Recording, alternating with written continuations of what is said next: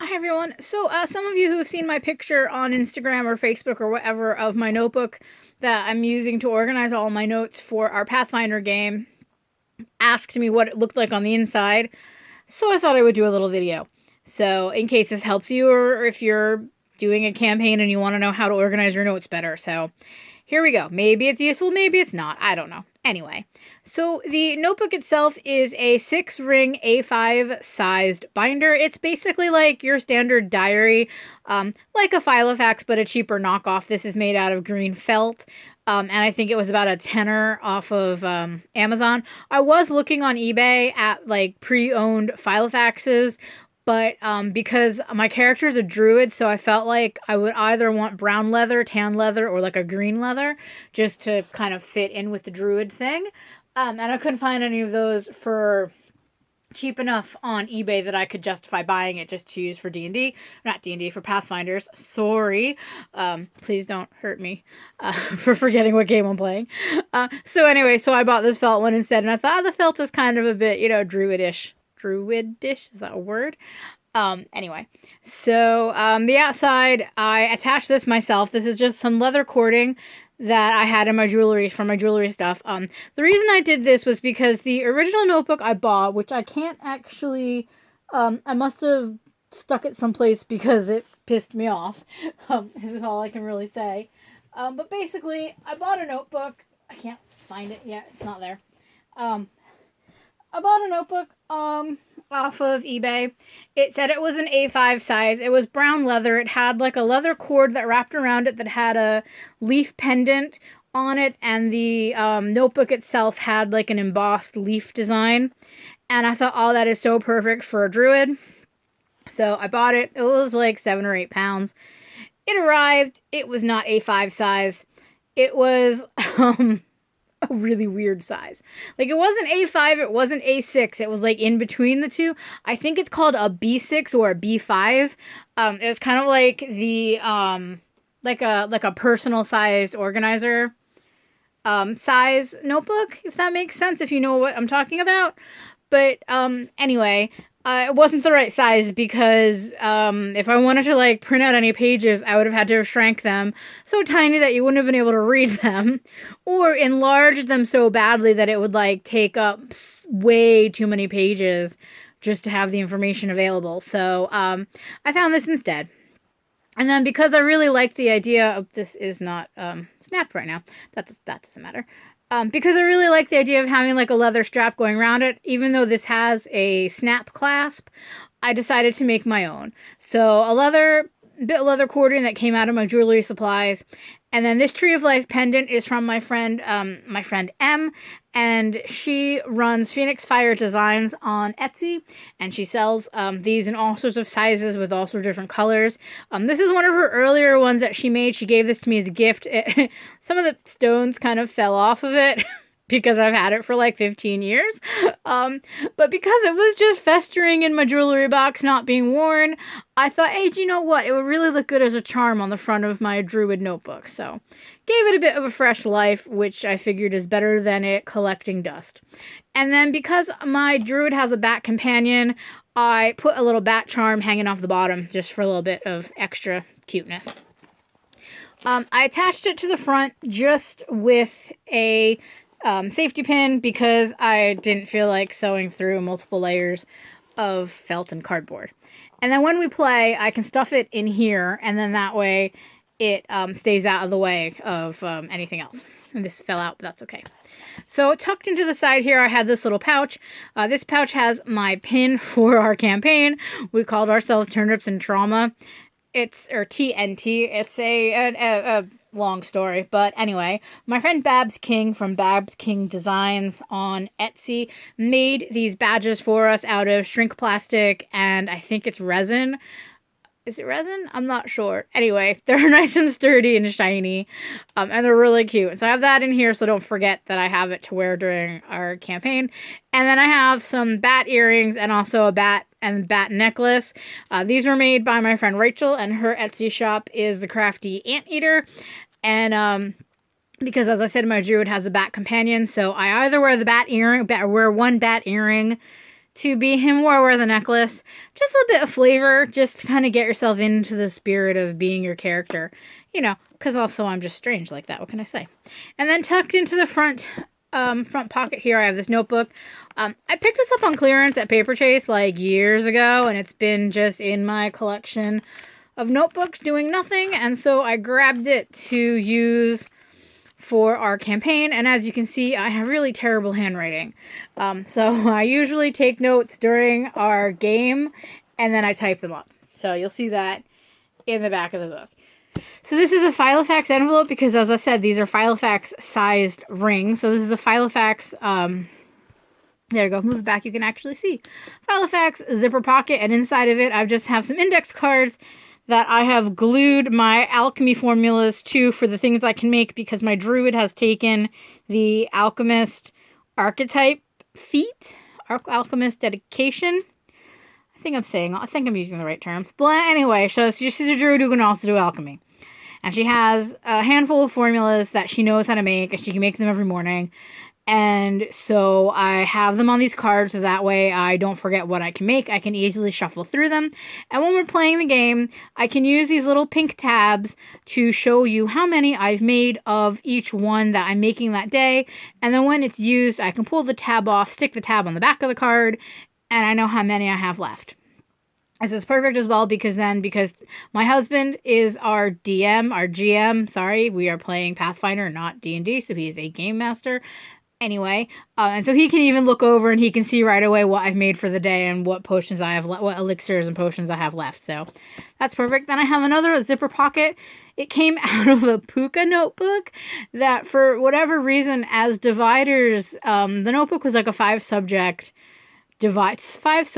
divided notebook, and the subject dividers were like zipper pouches and pockets and things like that. And so when I was done with the notebook, I ripped out the pocket pages, covered the spiral end with some washi tape, and then punched holes so that I could use it in my Filofax. And I just pulled it out. I wasn't using it in the Filofax, so I pulled it out to put it in here. And it just has my dice jail piece of paper because I don't have a dice jail. I need to get one, but anyway. And as you can see, I misspelled dice jail. I wrote dice jail, because my fingers went faster than my brain when I was writing it. I don't even know. But anyway, I've got that. And then I have my character sheet, which I basically shrank down to booklet size and then printed it out so that I have it in here. I did have to, in a couple places, you can see I had to like print a second copy and then glue bits on, because when I punched holes in it, it covered some of the important bits I needed, because the margin is on the wrong side for hole punching, but that's fine. And then that is what I made on Hero Forge. I mocked up my character. I need to still get my mini. I mean, we need to get a 3D printer really so that I can print things out, but that's besides the point. But so I mocked up who my character looked like, and then just inserted it into the document, which is kind of cool. And then that is my page about Sev. Then afterwards, I have a page where I just listed my inventory from one of my pouches, because one of my pouches is basically just like full of teeth. It's got teeth and claws in it from different animals that we've fought that I need later if I want to make talismans, because there's like stuff you can do with wolf teeth and bloodseeker beaks and fangs and all sorts of stuff. And so I just keep them in a little pouch in my bag, so that way later I've got these little magical bits and bobs. Yeah, I collect things, okay? I'm a gnome druid, and I collect things. So, yeah. And then I have this simple sheet where basically when I created my character, I wrote her a backstory. So I printed out her backstory, and I have that in there. And then this is what I call my feat cheat sheet, where I basically went through all of my feats and abilities and wrote them down. So this way I know everything that my character can do, all the different like things that she got as from her heritage or from her, her class and things like that. So that way I didn't forget what I could do. We've been playing for about 2 months now, so I pretty much know what I can do, but this is still a great reference because it does tell me exactly how to do things, especially when it's something like track, which I only have used once. And I was like, wait, how do I do this? So I had to look it up. So I've got all that. And then I have my Cantrips and Spells. So as you can see, because I am a spellcaster as a druid. And I'm using these little green tabs, which are a bit coming apart because I've been using the same tabs now for 2 months. So that way each day, I can move the tabs to indicate which cantrips I've learned for that day. And this one is a changeable cantrip because I have one that I can change after 10 minutes of meditation. So I mark that with a separate tab that says, changeable with 10 minutes. And then we move to the spell section, where I'm using a different tab, and I have first written on them because these are my first level spells that will be cast at first level. We are second level, so I only have first level spells, but I do get 3 of them, which is kind of cool. And then when we move up to the next level, and I get access to second level spells, I will print out the second level spells because I have those too. And then I will use the next color tab in my color. I'll use the orange ones, and they will say second, and I will mark the second level tab, what spells I'm casting at second level with the orange, and then that way I always know which are my first and which are my seconds, and then as I cast them, I can pull off the tab and just stick it up at the top of the page, so that way I know I've already cast that spell for the day and can't cast it again. It's been working really well for me, so I like that system.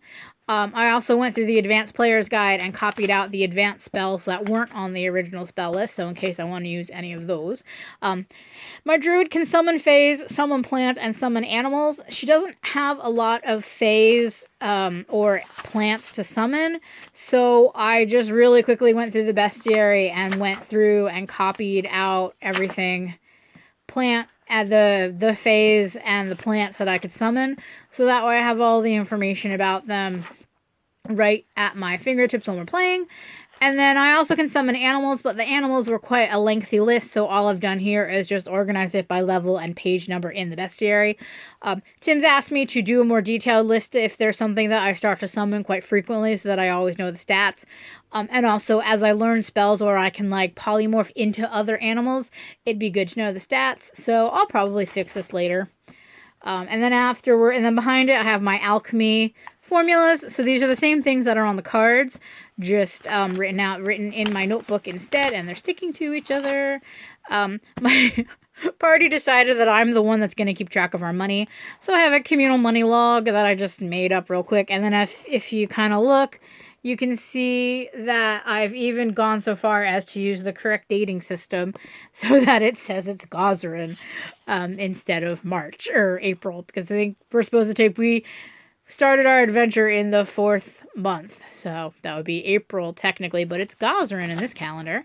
And then I have some notes about my party, so I've got the members of my party and their character names, and just a little bit about their characters that they've told me so far, so that I know all the details about them. And then I have some player notes, just things that came up during play, because we're all just now starting to learn how to play Pathfinder, so anything that's come up that we didn't know before, if it's important to remember, I've put it in my notes. So like the dying rules and the saving throw rules and using medicine and all that kind of stuff. Anything that I needed to remember. And the back page here, these kind of started out as a joke.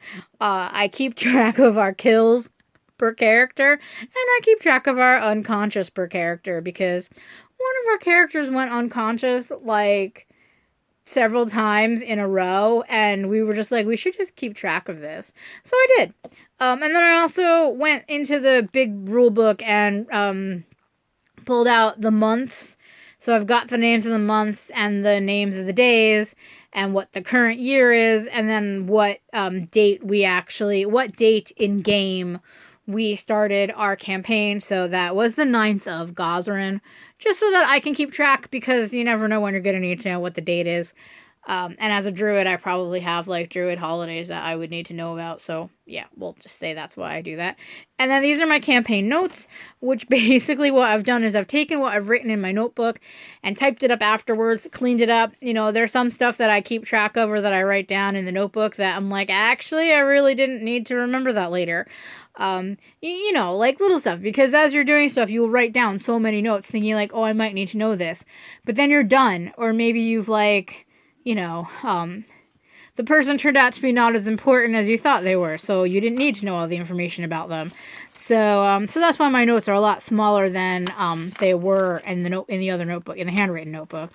And then I use highlighters and things like that, and things like that. That was a tree and a stump. I drew it using the stylus on my touch screen, but when I printed it printed it as squares. So I don't know why.